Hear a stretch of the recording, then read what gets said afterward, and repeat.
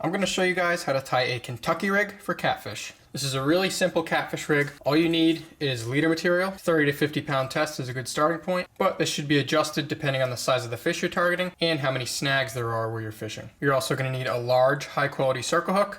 These are Eagle Claw trocars, a large, strong barrel swivel of your choice, and some lead weights with a large enough hole to pass a loop through. So take your line, tie a large loop in the end, and then I'm just going to finish this up with a figure 8 knot, which is basically just drawing a figure 8 around itself like the name implies.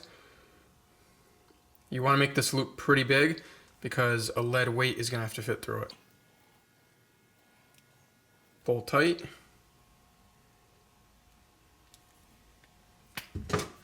Cut off the excess. And there's your loop for your weight. So the point of this loop is so you can quickly adjust the weights you're using depending on the depth you're fishing and how much current. All you do is fold the end of the line, pass it through the sinker, put the loop back over your weight, pull tight, and there you go, an easy way to change your sinker in seconds. Next, we're going to go up the line a foot or two.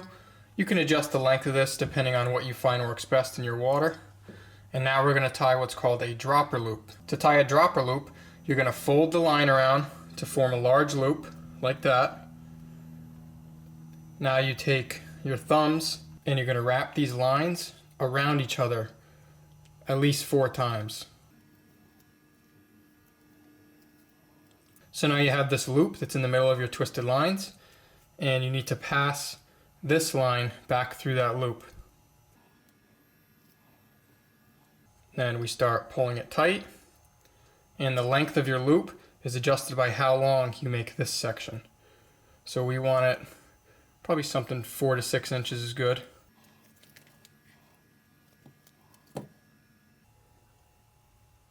And that is how you tie your typical dropper loop. So here's how the dropper loop works. You pinch the end of it, slide it through the eye on your circle hook, and then pull the hook through this loop. And that's it. Now you have a small leader hanging off of your rig. Next, we're going to go up our rig another foot or so. Cut the line off there. And now we attach our swivel. Pretty much any good fishing knot will work here. I'll show you guys a quick uni knot. Fold it over.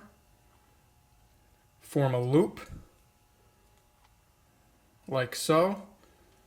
And now wrap around.